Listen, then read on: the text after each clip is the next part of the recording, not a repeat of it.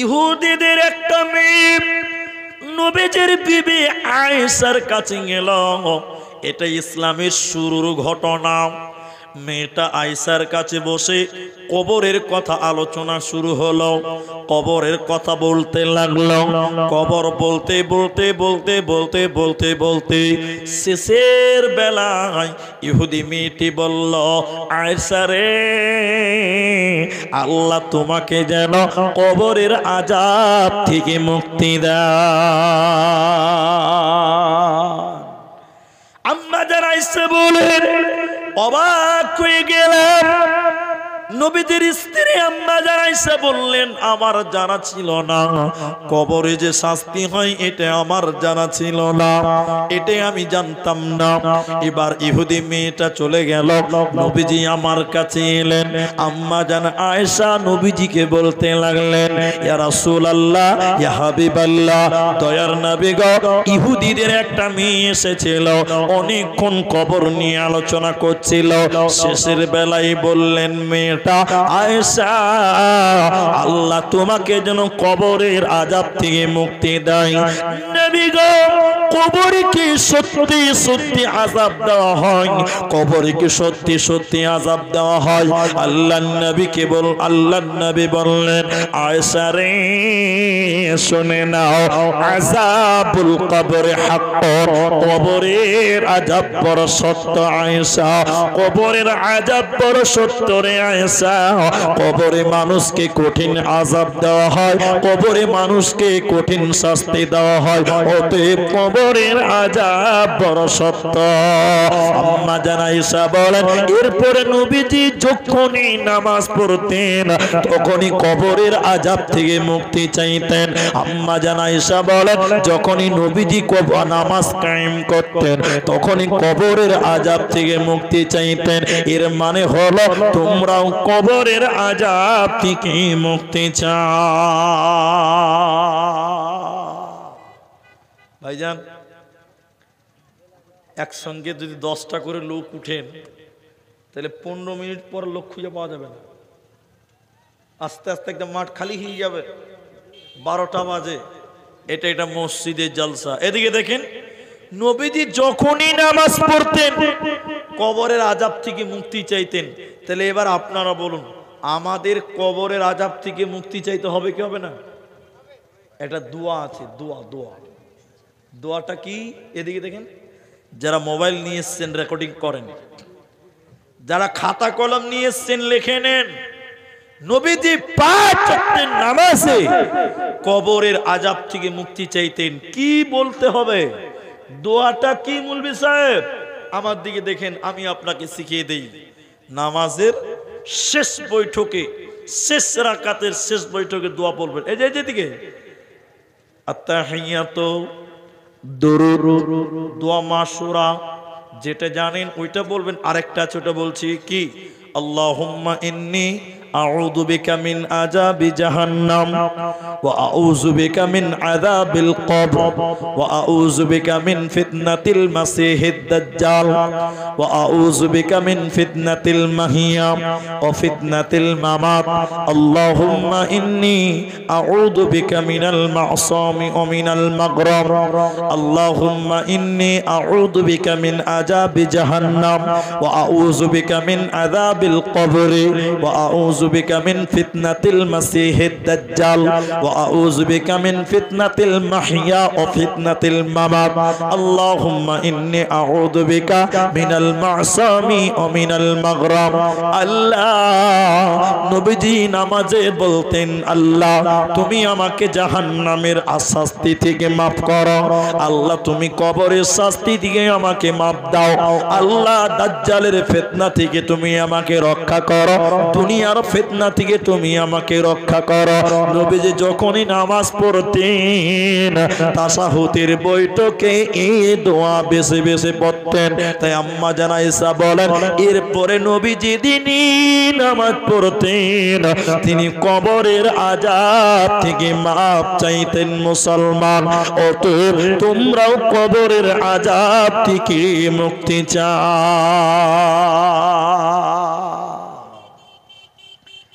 কার কবরে শাস্তি হবে না?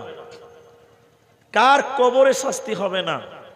ভাইজান, আমি আপনাদের দিকের নতুন নয়, অনেকবার থেকে আসছি। পটিয়া থানাতে কয়েক বছর থেকে আমি আসি। আমি আপনাদের এই হাদিসটুকু আপনাদেরকে বলবো। ঘড়ির পাটায় 12টা বেজে গেলে বক্তার যেমন 12টা বাজে, শ্রোতার তেমন 13টা বেজে যায়। এই জন্য দেখেন, আপনি ঘড়িটা দেখেন, 12টা বেজে গেছে, অনেক বেশ অর্ধেক লোক উঠে গেছেন। আপনারা যেটি মানুষ আছেন, আধা ঘন্টা টাইম আপনারা বসেন, আধা ঘন্টা টাইম বক্তব্যটা শেষ করতে দেন আমাকে।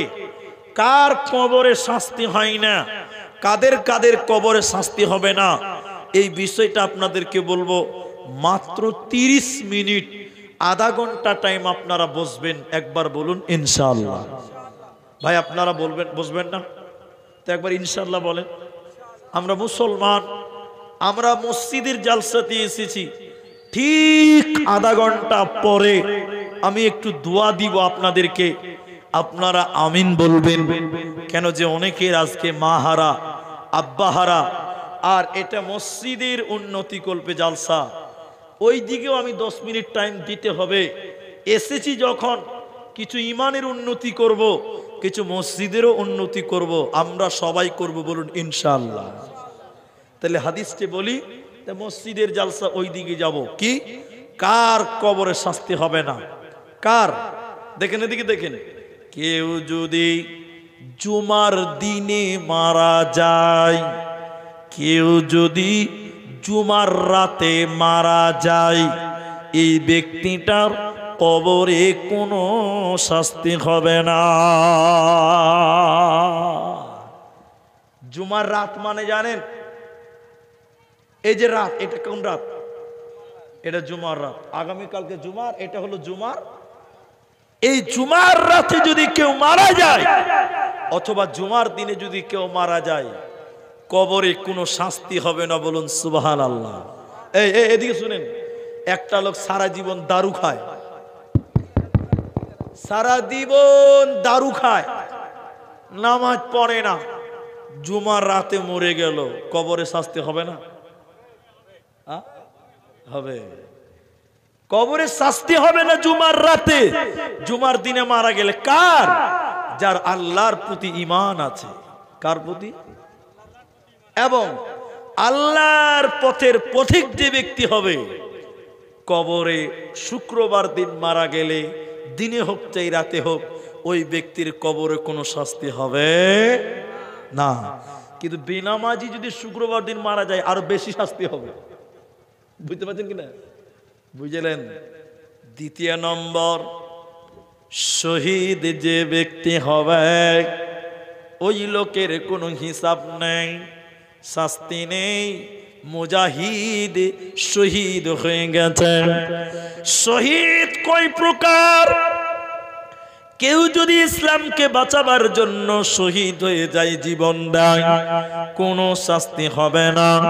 দ্বিতীয় নম্বর, পানিতে ডুবে মারা গেলে শহীদ। 3 নাম্বার, আগুনে পুড়ে মারা গেলে শহীদ। 4 নাম্বার, দেওয়ালে চাপা পড়ে অ্যাক্সিডেন্টে মারা গেলে শহীদ। শুধু তাই নয়, পেটের কোনো বড় রোগ নিয়ে যদি মারা যায়, এই লোকটা শহীদ। তারপর 6 নাম্বার শোনেন, বাচ্চা প্রসবের সময় কোনো মেয়ে যদি ডেলিভারির সময় মারা যায়, এই মেয়েটাকে শহীদের মর্যাদা দেওয়া হবে। কিন্তু এই যে 5টা বললাম, এই যে 6টা বললাম, প্রথম শর্ত হলো আল্লাহর উপরে ঈমান রাখতে হবে।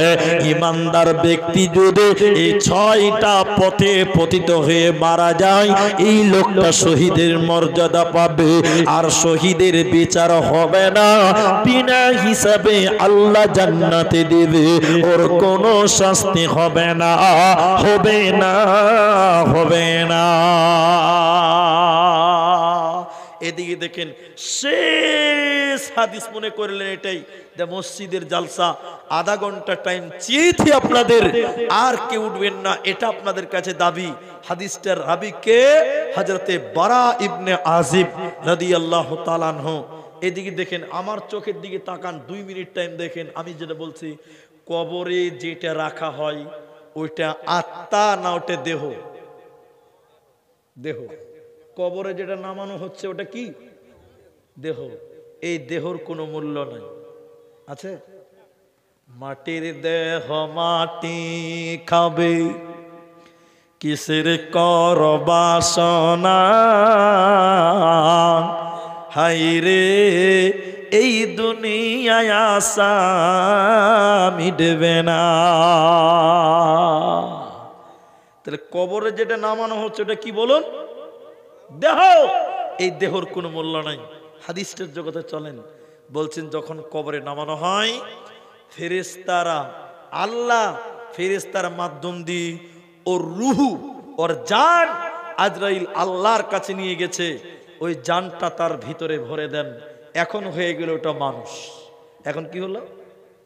এরা বলে না এতক্ষণ দেহ লাশ বডি, এখন আত্মা দিয়েছে, মানুষ হয়ে গেছে। এদিকে দেখেন ফেরেশতারা এবার কি বলছে, দেখেন এদিকে দেখেন। তোমাদের মাঝে একজন নবী এসেছিল, তিনি কে? ভালো করে দেখেন, আমার দিকে তাকিয়ে থাকেন। তখন লোকটা বলেন নবী মুহাম্মাদুর রাসূলুল্লাহ। তখন আবার আরেকটা প্রশ্ন করে, ওই যে বললাম চারটা প্রশ্ন, এবার দেখেন চারটা প্রশ্ন। কি করে তুমি জানলে তিনি নবী মুহাম্মদ? তুমি কি করে বললে বলো? তখন লোকটা বলে, এই লোকটা মরজে যে মারা গেছে ওই লোকটা, কোরআন পড়েছি, দেখেছি, জেনেছি, বিশ্বাস করেছি, মেনে নিয়েছি। বলুন সুবহানাল্লাহ। আসমান থেকে তখন আল্লাহ বলেন, আমার বান্দা সত্য বলেছেন, ঠিক বলেছে। বলুন সুবহানাল্লাহ। আল্লাহ তখন কি বলে জানেন? আল্লাহ তখন বলে, হে ফেরেশতারা, ওর কবরে জান্নাতের বিছানা বিছিয়ে দাও। সুবহানাল্লাহ বলবেন না?